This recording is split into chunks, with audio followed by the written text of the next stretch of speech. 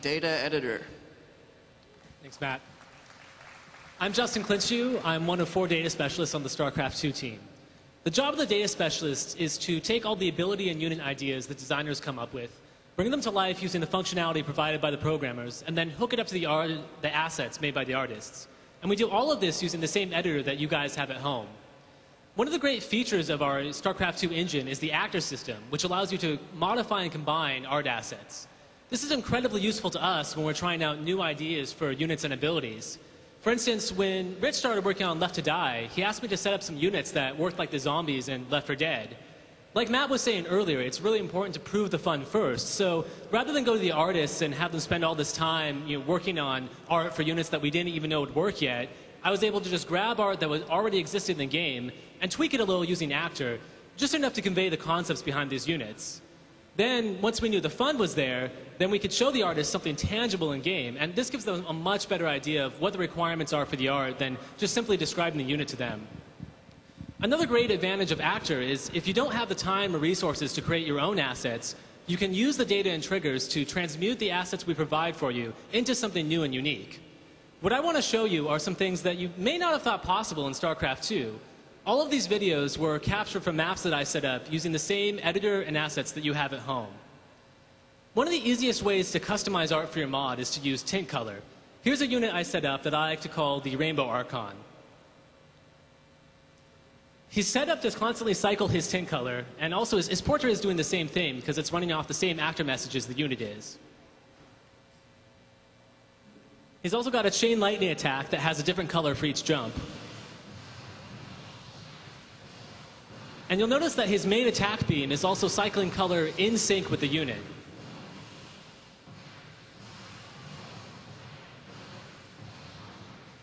And he can do this.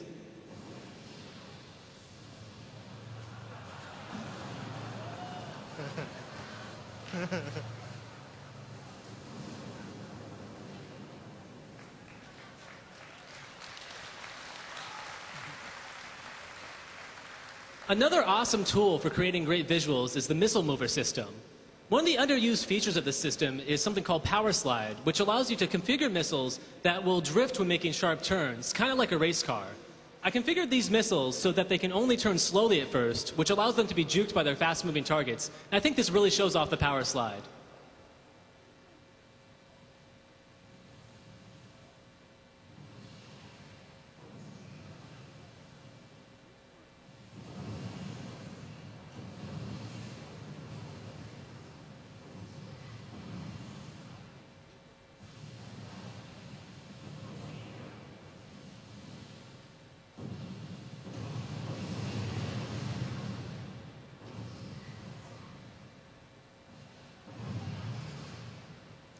The mover system is so dynamic that you can even use it to make effects that don't even look like missiles.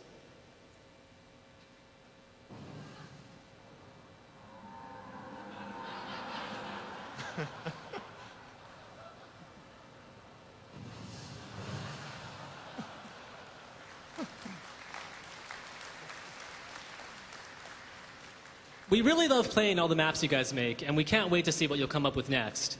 It's important for you guys to have the best possible tools, and that's why the custom maps forum is so important to us. It lets us know what you guys need.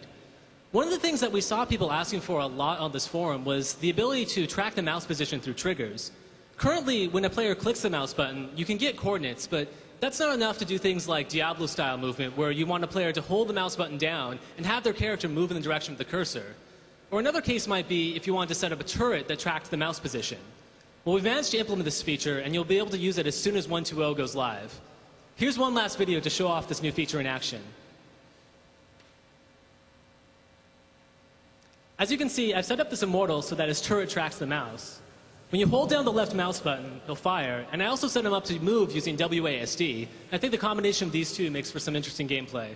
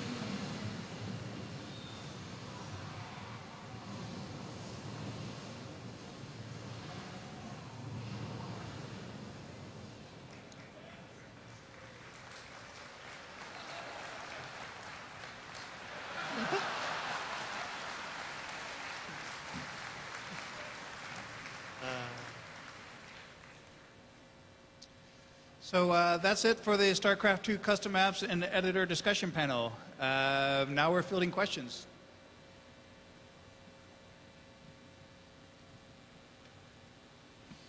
Thanks, guys. They're coming right up. Come on up. I got my notes here on my phone, sorry. All right. After hearing at Blizzcon 2009 that there was going to be an opportunity for mappers to make premium maps and sell them on Battle.net eventually, I got pumped and I put a team together, and I've been wondering two things. When is the marketplace going to open up, first of all? And also, are there any plans to raise the 10 megabyte map limit? Because my team has really been limited by that 10 megabyte limit. Good question. The marketplace is actually still on the list. This is something that we've been looking at. I know it's been something we kind of mentioned a while ago, but you know, we don't want to just throw something out there. We're looking at all the different angles and making sure that we're doing the right thing. And it is coming. I just don't know when it's going to happen. As far as the limitations, yeah, that's something we've been looking at it ourselves. Don't know, once again, when that's going to be fixed, but we felt it internally. This is part of the process of us making these custom apps, is we came across the same thing. So we've been talking with Battle.net. We're trying to figure out what we could do.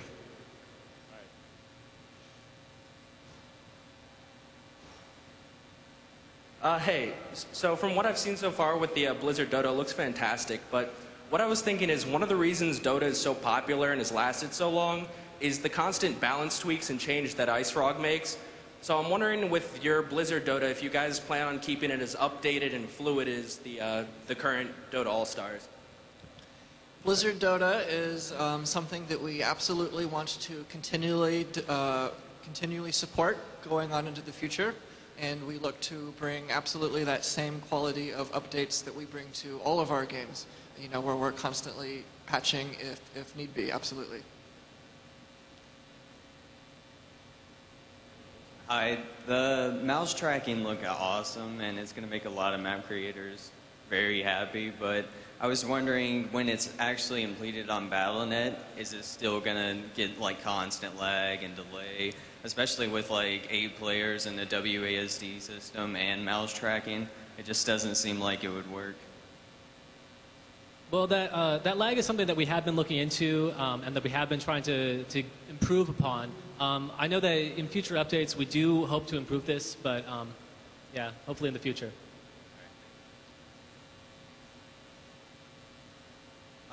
I was wondering if now or in the future you would put a system in where you can take Warcraft 3 characters and put them into Starcraft 2. For Blizzard Dota, we are actually creating a lot of the Warcraft heroes for Starcraft. For example, the Blade Master, for example, Sylvanas. And we will keep doing this, and we will also do this for all of our franchises. So you won't be